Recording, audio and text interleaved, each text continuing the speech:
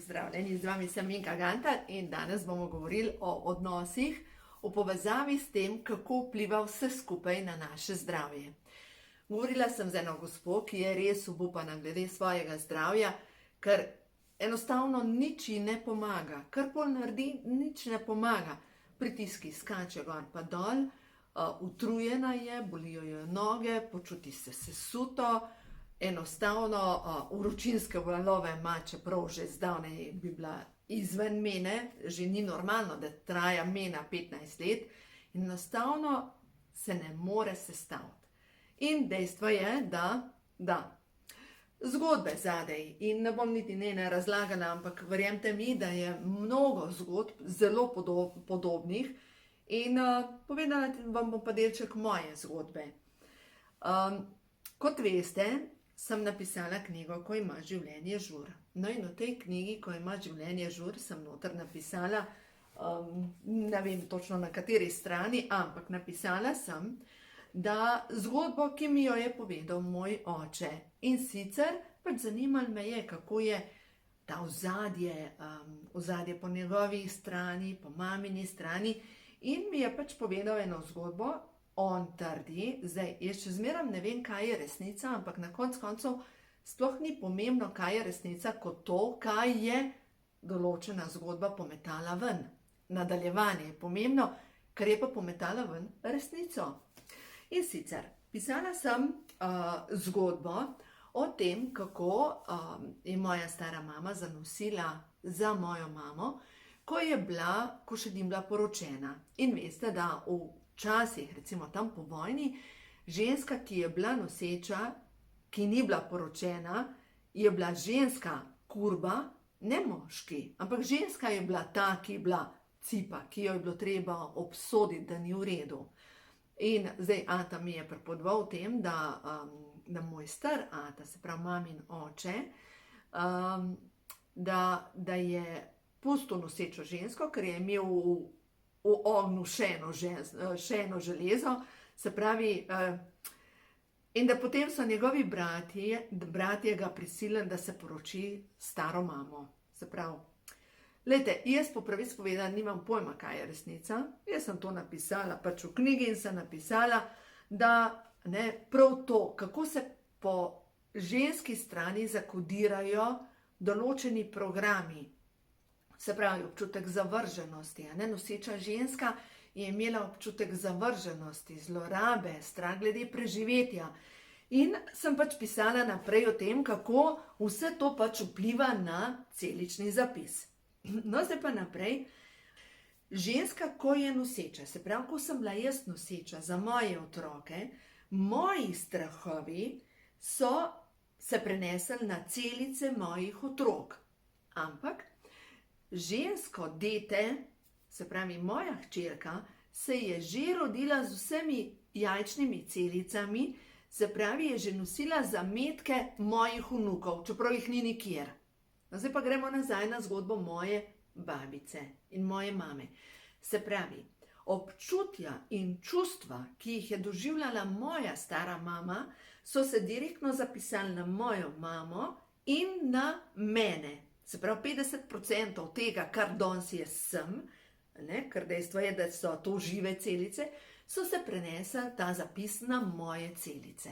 No in jaz vem, da se že celo življenje seveda ukvarjam s tem, ali pa se ukvarjala, nisem zato dobra, strah pred kritiko, strah pred zavrženostjo, potreba po ugajanju, potreba ne samo po ugajanju, ampak tudi potreba po tem, da si sprejet in potreba po reševanju nemočnih ljudi, pa še kaj bi se najdel.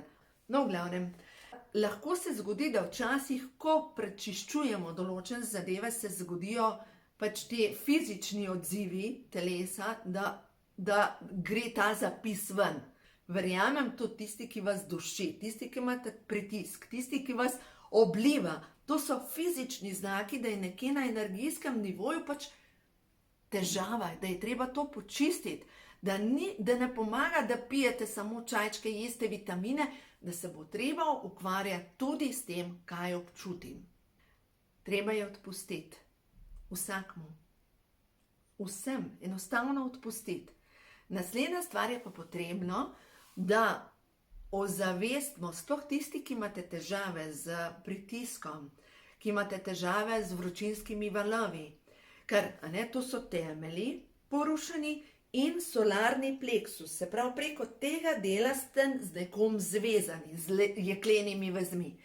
In je tukaj zadaj strah pred kritiko, strah pred tem, da ne bom dobra, dovolj dobra, strah pred tem, ne zaslužim si ljubezen.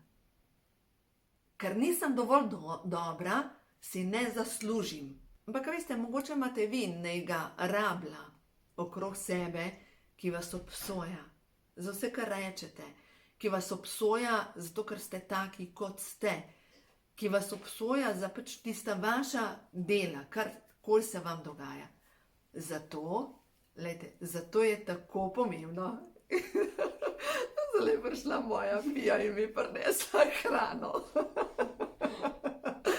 In to moje biti je tako in tak angel. Očitno, in tukaj tudi jaz sem mama, ne. In zdaj, če gledam, jaz pri mojih otrokih, res pri mojih 3 puncah, poskušam ali pa res delam v tej smeri, da jih ne obsojam.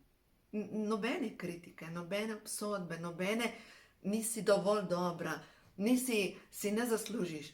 Jaz jim vsak dan povem, rada te imam. Vsak dan povem, lepa si, vsak dan jim govorim, jih zalivam s tem gnojilom podpore, zato ker želim, da si v samo odraslo dobo samozavest, da so v redu, da so vredne.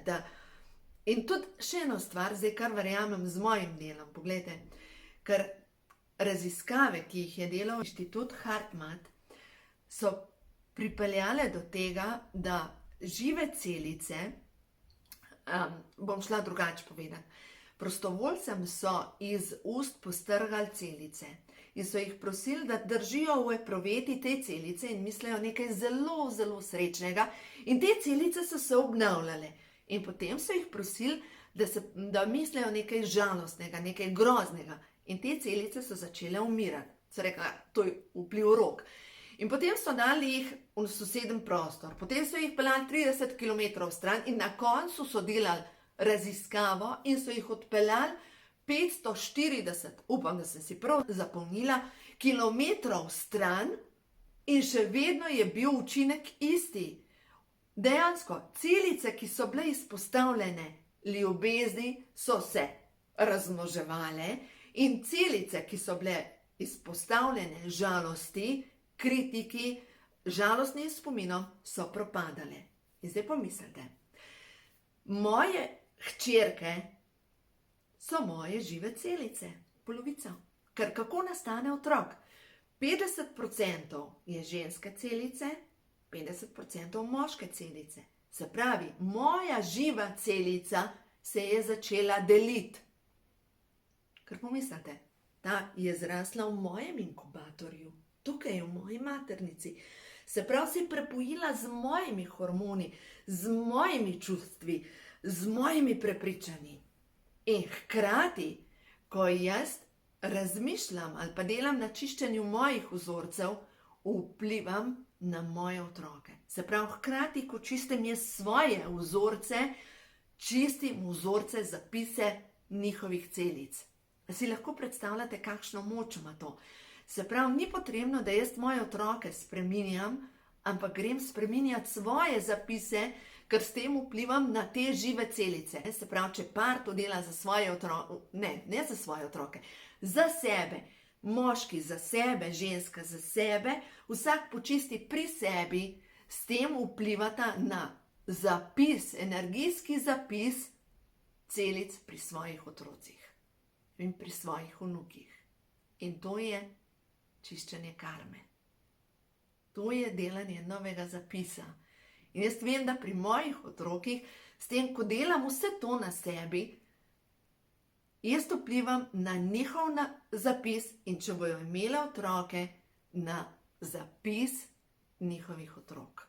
Se pravi, mojih vnukov, pravnukov, prapravnukov, pravnukov, ker ta zapis se nosi, lejte, zapis 9 generacij. Pomislite, sploh ne vem, kje je to. Ampak to, kar zdaj jaz delam in mogoče to, kar jaz vas učim, jaz upam, da se boste potom moje zgodbe kaj naučili. In ja, Slovenija je namečkana vas. In tudi s tem bom mogoče zaključila, ne, še eno stvar bom tle vam povedala. Imenovali so jo Dvoje src.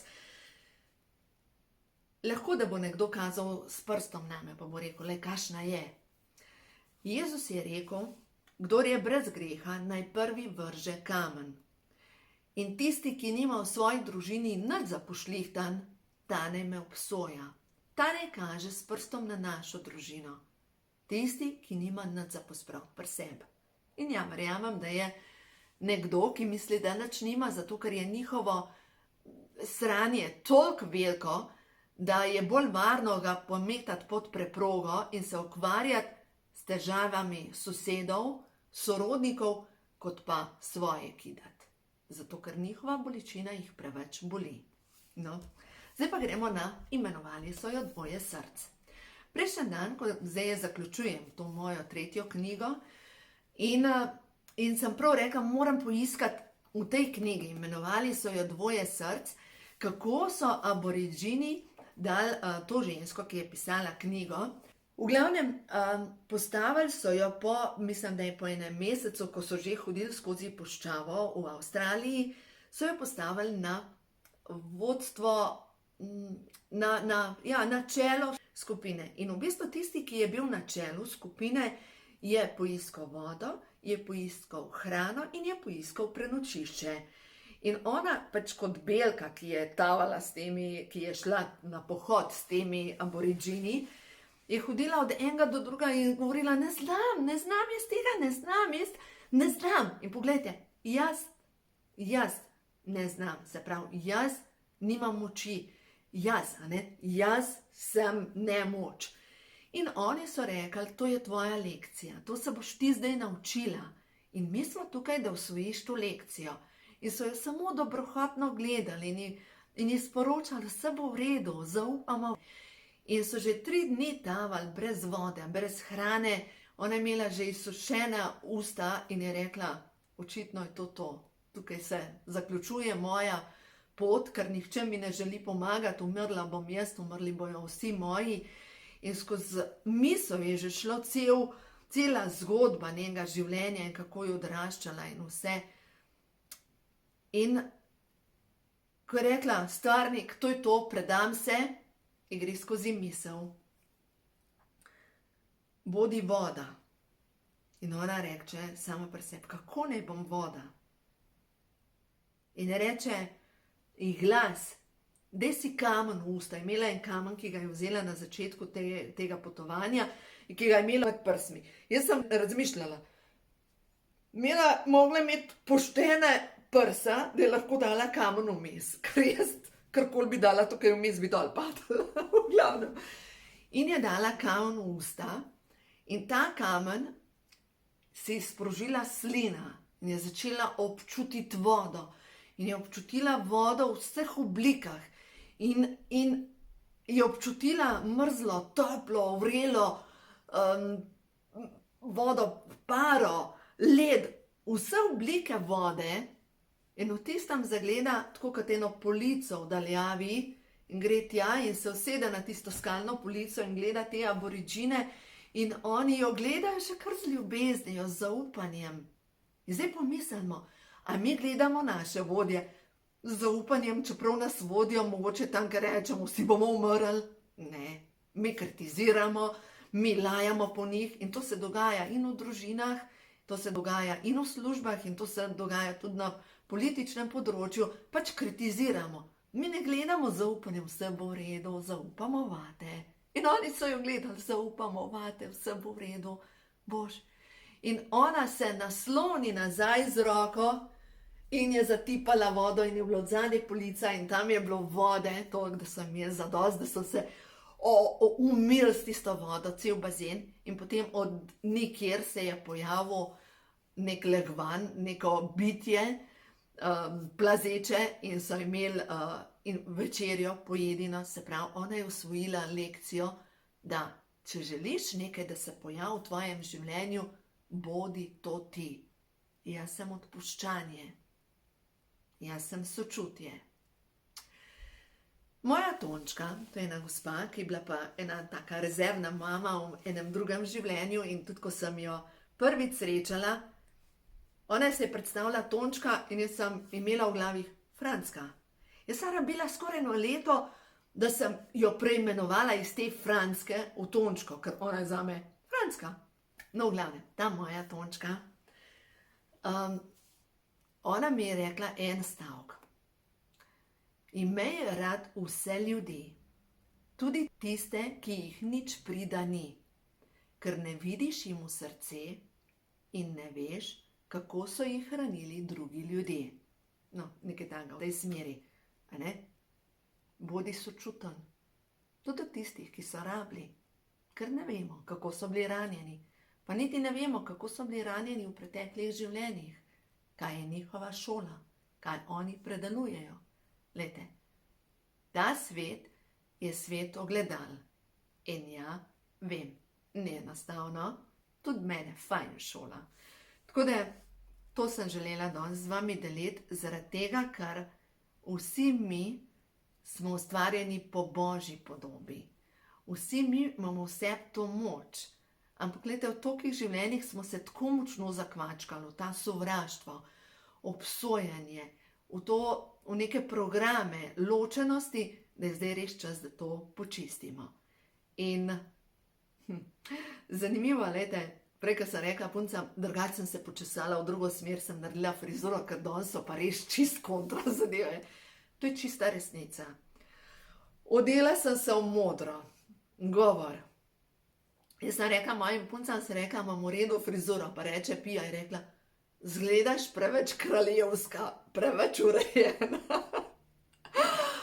Mogoče je pa čas, ja, da odvržemo tisto, kar nas bremeni. Mogoče je čas, da tudi jaz predelam to, tisto punco s Kmetov, ki je imela 15 kg preveč, ki je imela sesuto samopodobo, ki je imela občutek, da ni dobra, da ni dovolj lepa, ne dovolj pametna. Tisto punco, ki je imela tako krive zobe, da je spominjala bolj na vampirja, kot pa na neko lepoto. Čas je, da odvržemo vse te maske, to vse, kar mi nismo. In postanemo vse to, kar mi smo. V Božjih očeh. Ampak ne more Bog nam naslikati nekaj, da smo mi več, kot to, da mi začnemo vse graditi to. Da postanemo, jaz sem, ki sem eno s Bogom. Ja, je to za danes. Tako da, potovanje. Ni enostavno, da se pa. Naredite to za sebe.